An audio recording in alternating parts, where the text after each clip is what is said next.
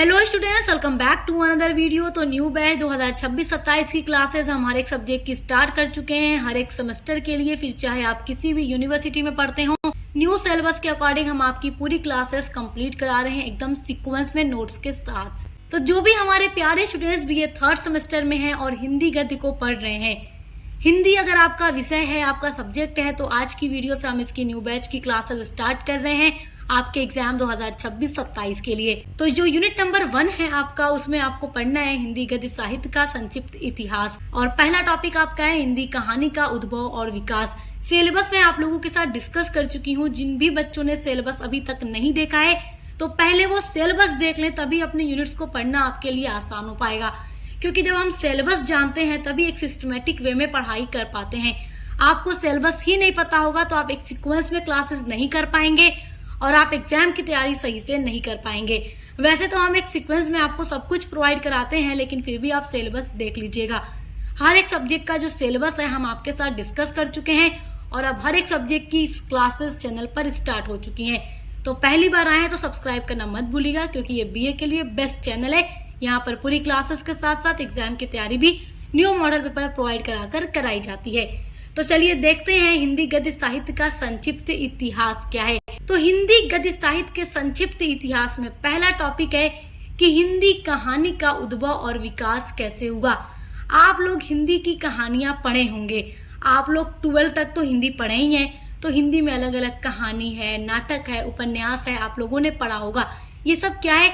हिंदी की अलग अलग विधाएं हैं। तो हिंदी विधाओं के बारे में आप पहले से परिचित हैं और इस सिलेबस के अंदर भी आपको परिचित होना है। यूनिट नंबर 2 के अंदर, यूनिट नंबर 1 में आपको ये जानना है कि जो हिंदी की अलग अलग विधा है वो किस तरीके से डेवलप हुई, उसका विकास कैसे हुआ। तो सबसे पहले आपको जानना है कहानी का उद्भव कैसे हुआ, विकास कैसे हुआ, और जो हिंदी के अलग अलग युग हैं जैसे कि प्रसाद युग हो, प्रेमचंद का युग हो, उनमें किस तरीके से कहानी का उद्भव और विकास हुआ और कौन कौन से वो लेखक थे जिन्होंने कहानियां लिखी, और हिंदी की पहली कहानी मानी किसको जाती है। यहीं से आपके प्रश्न बनते हैं। तो उन्हीं टॉपिक पर हम चर्चा करेंगे जहां से एग्जाम में क्वेश्चंस आएंगे।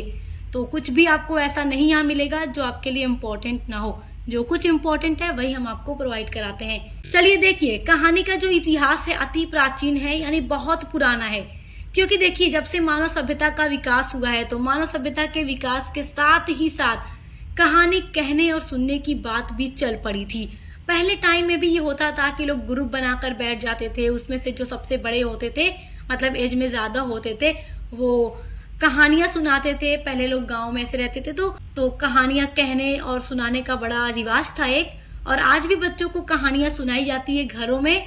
और अब तो बच्चे मोबाइल में ही स्टोरीज देखते हैं, यूट्यूब पे अलग अलग बड़ी कहानियां बच्चों के लिए आती हैं तो बच्चे वो देखते हैं। तो आप ये तो जानते ही हैं कि कहानियों का जो इतिहास है बहुत पुराना है। साहित्य में कहानी एक लोकप्रिय विधा मानी जाती है। साहित्य जो आपकी हिंदी गद्य साहित्य है, लिटरेचर है, उसमें कहानी को एक बहुत ही इंटरेस्टिंग पॉपुलर विधा माना जाता है। और अलग अलग लेखकों ने कहानियां भी लिखी हैं ताकि लोग पढ़कर अपना एंटरटेन कर सकें, अपने आप को हंसा सकें या बच्चों को सुना सकें। क्योंकि अक्सर लोग कहानियां क्यों पढ़ते हैं? ताकि थोड़ा मनोरंजन हो सके। कहानी की विशेषता इसी में है कि प्रबंधन, काव्य, नाटक, उपन्यास आदि सभी में कोई ना कोई कथा यानी कहानी रहती है। देखिए, लेखक जो होते हैं हिंदी के, वो कहानियां तो लिखते ही हैं। उसके अलावा जिन लेखकों ने नाटक लिखा है, ड्रामा, जिन लेखकों ने उपन्यास लिखा है, जिसको इंग्लिश में नॉवेल कहते हैं, अगर आप उनको भी पढ़ते हैं तो उनके अंदर भी आपको एक स्टोरी ही मिलेगी। तो कहीं ना कहीं जो हिंदी कहानी का इतिहास है वो सच में बहुत पुराना है। क्योंकि कहानी तो कहानी ही है, कुछ भी पढ़े उसमें कहानी मिलेगी। आप कोई ड्रामा सीरियल भी देखते हैं, उसमें भी कोई ना कोई स्टोरी ही होती है। तो इसलिए कहा जा रहा है कि जो कहानी का इतिहास है ना, बड़ा ही पुराना है। तो पहली हेडिंग आपकी है नंबर 1 पर, हिंदी कहानी का उद्भव, यानी इसकी उत्पत्ति किस तरीके से हुई। कहानी मतलब कहना, सुनना, लिखना कब से शुरू हुआ। तो देखिए, गद्य की विधा के विकास के साथ ही कहानी का भी विकास भारतेंदु युग से ही माना जाता है। मतलब कहा जा रहा है कि गद्य की जो विधा है उसका विकास जब हुआ तो उसी समय भारतेंदु युग में ही कहानी का भी विकास हुआ है। परंतु कहानी जो है प्राचीन वारस्यमा का अंग भी रही है। मतलब विकास तो भारतेंदु युग में हुआ ही है, मगर कहानी का जो इतिहास है वो बहुत पहले से भी रहा है। लेकिन भारतेंदु युग में आकर ये और ज्यादा डेवलप हो गई और अलग अलग लेखकों ने कहानियां लिखना भी शुरू कर दिया। चाहे वेद हो, ब्राह्मण हो, उपनिषद हो, पुराण हो, रामायण हो या महाभारत हो, आदि में कथाएं भरी पड़ी हैं, कहानियां भरी पड़ी हैं। बौद्ध जातक हो, पंचतंत्र हो, हितोपदेश हो, बृहद कथा हो, साहित्य संवाद हो, वैताल पंचविंशतिका हो, सप्तशती हो, सिंहासन द्वात्रिंशतिका हो, दश कुमार चरित आदि में कथाएं ही हैं। तो देखिए ये सब जो किताबों के नाम आप देख रहे हैं, महाकाव्य वगैरह, उनमें भी कहानियां ही हैं। तो इस तरीके से जो कहानी का उद्भव है, जो कहानी की उत्पत्ति है, या आप कह सकते हैं कहानियां शुरू हुई तो बहुत पहले से ही हो चुकी हैं। ब्रज भाषा गद्य में 252 वैष्णवों की वार्ता, 84 वैष्णवों की वार्ता भी उपलब्ध है। ये हमारे विचार से हिंदी गद्य में प्रथम लिखित कहानियां हैं। जो आप ये नाम अभी देख रहे हैं, तो कहा जा रहा है कि हमारे विचार से हिंदी की ये पहली कहानियां थी जो लिखी गई थी। यह बात दूसरी है कि इन्हें जीवन चरित्र मान लिया गया है। इसके अलावा नासिकेतोपाख्यान और वैताल पच्चीसी की भी चर्चा है। तो इस तरीके से आप कह सकते हैं कि हिंदी कहानी का उद्भव हो चुका था बहुत ही प्राचीन समय में। अब दूसरी हेडिंग है हिंदी की प्रथम कहानी। अभी आपने ये जाना कि कहां से कहानी का उद्भव हुआ और किन किन महाकाव्यों में, किताबों में कहानियां हैं। अब देखिए हिंदी की पहली कहानी किसे मानी जाती है। देखिए जो अलग अलग हिंदी के लेखक हैं, जो विद्वान हैं, उन्होंने अपने अनुसार अलग अलग हिंदी की प्रथम कहानियां बताई हैं। और किसी का कहना है कि नहीं, ये कहानी नहीं हो सकती पहली कहानी, क्योंकि इसमें तो कहानी के जो एलिमेंट होते हैं उन्हीं की कमी है, तो हम उसको कैसे मान ले। तो अलग अलग लेखकों ने अलग अलग कहानी को बताया कि ये हिंदी की पहली लिखित कहानी थी। तो चलिए देख लेते हैं। कुछ विद्वान इंशाअल्लाह खां की रानी केतकी की कहानी को हिंदी की पहली कहानी मानते हैं। कुछ हिंदी के विद्वान हैं या कुछ अलग अलग विद्वान हैं, वो कहते हैं कि रानी केतकी की जो कहानी है, जिसको लिखा है इंशाअल्लाह खान ने, वो हिंदी की पहली कहानी है। लेकिन कुछ विद्वान इस बात को नकार देते हैं। वो ये कहते हैं कि इस कहानी में कहानी के तत्वों का अभाव है। देखिए हर कहानी को लिखने से पहले कुछ तत्वों की जरूरत पड़ती है, कुछ एलिमेंट की नीड होती है, और लेखक उन्हीं एलिमेंट्स का यूज करके अपनी कहानियां लिखता है। तो जिन लोगों ने कहा कि रानी केतकी की कहानी हिंदी की पहली कहानी है, तो इसी के विपरीत कुछ विद्वानों ने कह दिया नहीं, ये कहानी हम नहीं मान सकते कि हिंदी की पहली कहानी है, क्योंकि इसमें तो कहानी के तत्वों की ही कमी है। अब देखिए आचार्य शुक्ल सरस्वती में प्रकाशित किशोरलाल गोस्वामी की इंदुमती जो 1900 में प्रकाशित हुई, उसको हिंदी की पहली कहानी मानते हैं। अब आचार्य शुक्ल क्या कहते हैं कि सरस्वती पत्रिका में जो प्रकाशित हुई थी किशोरलाल गोस्वामी की कहानी इंदुमती, उसको कहते हैं कि ये हिंदी की पहली कहानी है। और इसके बाद 1930 में शुक्ल जी की 11 वर्ष का समय प्रकाशित हुई, और 1907 में बंग महिला की दुलाई वाली प्रकाशित हुई। डॉक्टर हजारी प्रसाद द्विवेदी का कहना है कि शुक्ल की कहानी आधुनिकता के लक्षण से युक्त तो अवश्य थी, और किशोरलाल की पूर्व प्रकाशित दोनों कहानियों से श्रेष्ठ थी। फिर भी दुलाई वाली में जैसा निखार है वैसा इनमें नहीं है। मतलब अब ये हजारी प्रसाद द्विवेदी जी क्या कह रहे हैं कि शुक्ल जी ने जो कहानियां लिखी हैं उनमें आधुनिकता के लक्षण भरपूर हैं, लेकिन जो किशोरलाल के पहले प्रकाशित दोनों कहानियां थीं उनसे भी श्रेष्ठ है। लेकिन दुलाई वाली में जिस तरीके का कहानी का निखार हमें देखने को मिलता है वैसा शुक्ल की कहानियों में नहीं है। ये कौन कह रहा है? हजारी प्रसाद द्विवेदी कह रहे हैं। और देखिए आधुनिक साहित्यिकता की दृष्टि से दुलाई वाली जो कहानी प्रकाशित हुई थी वही हिंदी की सर्वप्रथम मौलिक कहानी है। इसका कथानक सामान्य जीवन से ही लिया गया है, तो दुलाई वाली को ही हिंदी की पहली कहानी मानी गई। अब तीसरी हेडिंग आपकी है कहानी के विकास की यात्रा। अब कहानी तो विकसित हो रही है, धीरे धीरे कहानियां लिखी गई और अलग अलग कहानी को अलग अलग लेखकों ने हिंदी की पहली कहानी भी कहा। अब यहाँ पर तीसरी हेडिंग जो है कहानी के विकास की यात्रा। आप हिंदी में अलग अलग युग पढ़ते हैं। अब भारतेंदु युग पढ़ते हैं, प्रसाद युग पढ़ते हैं, उसके बाद शुक्ल युग पढ़ते हैं, भारतेंदु युग पढ़ते हैं, प्रेमचंद्र युग पढ़ते हैं। अलग अलग युग आप पढ़ते हैं और अलग अलग युग में अलग अलग लेखकों के बारे में आप पढ़ते हैं।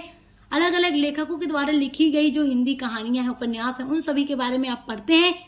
तो अब कहानी की विकास की यात्रा किस तरीके से शुरू हुई, किस युग से शुरू हुई, वो अब जानिए। यानी यहाँ से वो डेवलप हो रही है, उसकी जर्नी शुरू हो रही है डेवलपमेंट की। किसकी डेवलपमेंट की जर्नी शुरू हो रही है? कहानी की, हिंदी की कहानी की। तो पहली हेडिंग है प्रसाद युग। जो प्रसाद युग था यहाँ से शुरू होती है हिंदी कहानी के विकास की यात्रा। यह उत्थान 1911 ईस्वी में इंदु पत्रिका में प्रकाशित प्रसाद की कहानी ग्राम से माना जाता है। कहा जाता है कि हिंदी कहानी का जो विकास शुरू हुआ वो कब से शुरू हुआ? प्रसाद जी की जो कहानी प्रकाशित हुई थी इंदु पत्रिका में 1911 ईस्वी में, कहानी का नाम था ग्राम। तो इसी कहानी से शुरू होती है हिंदी कहानी की यात्रा।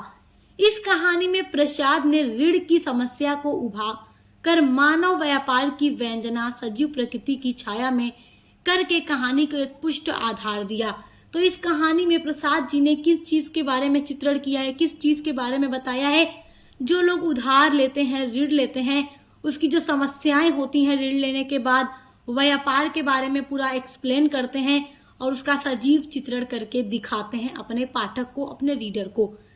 प्रसाद जी की चंदा, तानसेन, रसिया बालम, मदन मृणालिनी आदि अन्य कहानियां भी प्रकाशित हुई थी इस युग में, और इन कहानियों के प्रकाशन से ही धीरे धीरे हिंदी कहानी का विकास होता चला जा रहा था। अब देखते हैं कि अलग अलग जो कहानीकार थे प्रसाद युग में वो कौन थे और उनकी कौन कौन सी कहानियां इस युग की हैं। देखिए, इस युग के जो प्रमुख कहानीकार थे उनमें विश्ववंभर नाथ कौशिक, जिनकी कहानी रक्षाबंधन और ताड़ है। उसके अलावा राजा राधिकार मन प्रसाद सिंह की कानों की कंगना, ब्रैकेट में कहानी का नाम दिया गया है, ठीक है। ये जो ब्लैक से आप देख रहे हैं वो लेखक का नाम है और जो ब्रैकेट में लिखा गया है वो उनकी कहानियों के नाम है। उसके बाद है ज्वाला प्रसाद शर्मा की कहानी विधवा और तस्कर। उसके बाद है गुलेरी जी की कहानी उसने कहा था। फिर उसके बाद है प्रेमचंद की कहानी पंच परमेश्वर। फिर देखिए जीपी श्रीवास्तव की कहानी है हास्य प्रधान पिकनिक। उसके बाद है वृंदावन लाल वर्मा की कहानी राखी बंद भाई। फिर देखिए मैथिली शरण गुप्त की कहानी है नकली किला। उसके बाद है आचार्य चतुर्सेन शास्त्री की कहानी दुखवा मैं का से कहूँ सजनी आदि। तो ये सब लेखक और इनकी कहानियां प्रमुख हैं इस युग की। ये जो प्रसाद युग है ये हिंदी कहानी की विकास की यात्रा का एक पड़ाव है। इनमें से कई कहानीकारों ने आगे चलकर हिंदी कहानी साहित्य को पुष्ट भी किया है। इस युग का मूल्यांकन शैली विकास की दृष्टि से कर लेना चाहिए और राजनाथ शर्मा के अनुसार, राजनाथ शर्मा कहते हैं कि इस युग में कहानी की कई शैलियां विकसित हुई थी।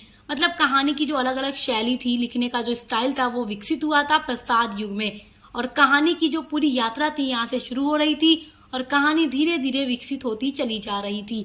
तो राजनाथ शर्मा ने अपने अनुसार इस युग में यानी प्रसाद युग में जो कहानी की अलग अलग विकसित शैलियों के नाम बताए हैं उनमें पहला है भावुकतापूर्ण आदर्शवादी। उसके बाद दूसरा है घटनापूर्ण पारिवारिक कहानियां। तीसरा है यथार्थवादी कहानियां। चौथा है हास्यपूर्ण कहानियां। तो ये अलग अलग शैली थी जिन शैलियों में लेखकों ने कहानियां लिखना शुरू कर दिया था। हिंदी कहानी विकास की यात्रा जो शुरू होती है प्रसाद युग से, तो उसके बाद आता है प्रेमचंद युग। इस युग में भी हिंदी कहानी का विकास हुआ। सन 1916 ईस्वी में प्रकाशित हुई थी प्रेमचंद की कहानी पंच परमेश्वर। इसने कहानी को एक नया रूप दे दिया। प्रेमचंद को तो हर कोई जानता है कि ये हिंदी के कितने महान, कितने ग्रेट राइटर थे। डॉक्टर हजारी प्रसाद द्विवेदी का कहना है कि ये जो कहानी थी पंच परमेश्वर, इसने मनुष्य जीवन की यथार्थ जटिलताओं के भीतर से निकलकर उसकी यथार्थ समस्याओं को छूने का प्रयास किया है और सत्य को स्वीकार करने की उस महिमाई क्षमता का परिचय देती है प्रेमचंद की कहानी पंच परमेश्वर, जो अनेक व्यवधानों के कारण सहज ही नहीं दिखाई देती। तो जब मुंशी प्रेमचंद ने अपनी कहानी पंच परमेश्वर लिखी तो इसके बाद हिंदी की कहानी को एक नया मोड़ मिला, एक नया रूप मिला। प्रेमचंद युग में प्रसाद जी और प्रेमचंद दोनों की ही सम्मिलित श्रेष्ठता की छाप है। इन दोनों ही लेखकों ने हिंदी की कहानी को एक नया रूप दिया, नया मोड़ दिया और कहानी का विकास किया। प्रसाद जी की जो कहानियां हैं जैसे कि आकाशदीप है, पुरस्कार है, देवव्रत है, ये सारी श्रेष्ठ कहानियां सामने आई। उसके अलावा प्रेमचंद जी की कहानियों की तो गणना करना ही संभव नहीं है। इन्होंने जो अलग अलग हिंदी में कहानियां लिखी हैं उनकी तो बात ही अलग है। और उसी के साथ साथ मुंशी प्रेमचंद को हिंदी उपन्यास का भी सम्राट कहा जाता है और ये कहानियों में भी बहुत आगे थे। इस युग में अनेक कहानीकार सामने आए, यानी प्रेमचंद के युग में अलग अलग कहानीकार सामने आए जिन्होंने कहानियां लिखी, कहानी को अलग अलग रूप दिया। तो आपको याद रखना है उन लेखकों के नाम जो प्रसाद युग में थे और जो प्रेमचंद युग में थे, क्योंकि एग्जाम में आपको ये पूरा लिखना पड़ेगा। देखिए अलग अलग लेखक सामने आए, जिसमें से विशिष्ट लेखक हैं सुसर्जन, पद्मलाल पुन्नालाल बख्शी, उसके बाद है शिव पूजन सहाय, फिर देखिए राय कृष्णदास, फिर देखिए चंडी प्रसाद हृदयेश पंत, उसके बाद देखिए निराला जी, महादेवी वर्मा, भगवती चरण वर्मा जी, जैनेन्द्र कुमार, भगवती प्रसाद वाजपेयी, पांडे बेचन शर्मा, उग्र, फिर देखिए नवीन, वृंदावन लाल वर्मा जी, विनोद शंकर व्यास जी, ईला चंद्र जोशी आदि, ये सारे लेखक इस युग के प्रमुख लेखक माने जाते हैं। देखिए प्रेमचंद युग में जो कहानी का विकास हुआ और कहानी को एक नया मोड़ मिला, एक नया रूप मिला, तो उसी पर डॉक्टर जय किशन प्रसाद खंडेलवाल ने अपनी एक डेफिनेशन दी है, एक परिभाषा दी है। ये लिखते हैं कि इस युग में कहानी जो है समाज के विभिन्न वर्गों और उनकी अभिव्यक्ति का माध्यम बनी। समाज में जो भी अलग अलग वर्ग थे उनकी अभिव्यक्ति का माध्यम बनी और उन चीजों को उजागर करने का प्रयास किया। प्रारंभ में यथार्थ चित्रण को प्रश्रय मिला तो प्रेमचंद्र ने आदर्शोन्मुख यथार्थवाद को अपनाया और जो समाज में उस समय चीजें हो रही थी, जो रियलिटी थी, यथार्थवाद तरीके से प्रेमचंद्र ने उनका चित्रण करना शुरू किया। परंतु आगे चलकर आदर्श फीका पड़ गया और यथार्थ प्रमुख रहा। कहानी ज्यों ज्यों जनजीवन के निकट आती गई उनमें मानवीय गुण दोषों का वर्णन होने लगा। यानी कि प्रेमचंद के युग में क्या हुआ कि कहानी जो थी यथार्थवादी तरीके से लिखी जाने लगी। यथार्थवादी मतलब रियलिस्टिक, जो इंसान का जनजीवन है उसके नजदीक आती गई और मनुष्य के जीवन में जो भी सही और गलत था उन चीजों का वर्णन लेखकों ने अपनी कहानियों में करना शुरू कर दिया। यानी वास्तव में जो चीजें सोसाइटी में हैं जिस तरीके से, उस तरीके से कहानियां भी लिखी जाने लगी थी इस युग में। अब देखिए अगला युग है प्रेमचंदोत्तर युग। इस युग में देखते हैं कि किस तरीके से हिंदी कहानी का विकास हुआ। इस युग को नवीन शैली के उत्थान का काल माना जाता है। उत्थान का मतलब राइज होना या कह सकते हैं और भी ज्यादा नई नई शैली इस युग में आगे आई। इस युग में हिंदी की नई नई शैलियों का रूप देखने को मिला। मनोविश्लेषणात्मक शैली की कहानियां जैसे कि जैनेन्द्र कुमार, ईला चंद्र जोशी और अज्ञ ने रची हैं, जो मनोविश्लेषणात्मक कहानियां हैं। जैनेन्द्र कुमार की कहानी आपको अपने सिलेबस में 3rd सेमेस्टर के अंदर पढ़ना भी है। उसके अलावा देखिए रोमानी कहानियों का भी निर्माण इस युग में हुआ था, प्रेमचंदोत्तर युग में, जिनके लेखकों में अश्क पहाड़ी, धर्मवीर भारती जी, श्री राम शमी, शंभुनाथ सिंह, आरसी प्रसाद सिंह, देवी दयाल चतुर्वेदी जी, बलवंत सिंह आदि उल्लेखनीय लेखक हैं जिन्होंने रोमानी कहानियों का निर्माण किया। समाजवादी विचारधारा को लेकर भी कहानीकारों का एक वर्ग सामने आता है इस युग में, जिन्होंने समाजवादी विचारधारा के बारे में कहानियां लिखना शुरू कर दी। इन लेखकों में प्रमुख लेखक थे यशपाल, जिन्होंने समाजवादी विचारधारा के बारे में लिखा, और अगले रहे रांगेव राघव, कृष्णचंद्र, अमृतलाल नागर, ख्वाजा अहमद अब्बास, अमृत राय, नरेंद्र शर्मा, विष्णु प्रभाकर माचवे, उपेंद्र नाथ अश्क, भगवत चरण उपाध्याय आदि ये जो लेखक थे प्रेमचंदोत्तर युग के, इन्होंने समाजवादी विचारधारा को अपनाकर कहानियां लिखना शुरू कर दी। तो जब हम हिंदी कहानी का उद्भव और विकास पढ़ते हैं और अलग अलग युगों के बारे में जब हम पढ़ते हैं तब हमें पता चलता है कि किस तरीके से धीरे धीरे हिंदी कहानी का नया नया रूप सामने आता गया। अलग अलग टॉपिक पर, अलग अलग विषयों पर लेखकों ने कहानियां लिखना शुरू किया और यथार्थवादी तरीके से भी कहानियां लिखी जाने लगी, मनोविश्लेषणात्मक तरीके से लिखी जाने लगी, समाजवादी विचारधारा पर भी लिखी जाने लगी, रोमन कहानियां भी लिखी जाने लगी। तो इसी तरीके से आप लोगों को एग्जाम में भी अपना आंसर लिखना होगा। जब भी आपसे हिंदी कहानी का उद्भव और विकास पूछेगा तो ये नोट्स आपके काफी ज्यादा काम आएगा। जिस तरीके से अलग अलग हेडिंग में यहाँ पर मैं आपको बता रही हूँ उसी तरीके से आपको जाकर लिखना है। चीजें मुश्किल नहीं है, बस आपको समझ आनी चाहिए। तो आज की वीडियो में हमने देखा कि हिंदी कहानी का उद्भव और विकास किस तरीके से हुआ है। अगली वीडियो में हम पढ़ेंगे हिंदी उपन्यास का उद्भव और विकास कैसे हुआ अलग अलग युगों में, जो आपके यूनिट नंबर 1 का पार्ट 2 होगा। तो इसी तरीके से एक सीक्वेंस में आपको हर एक सब्जेक्ट की क्लासेस चैनल पर हमारे मिलती रहेंगी, तो सब्सक्राइब करना मत भूलिएगा। अब मिलते हैं अगली वीडियो के साथ।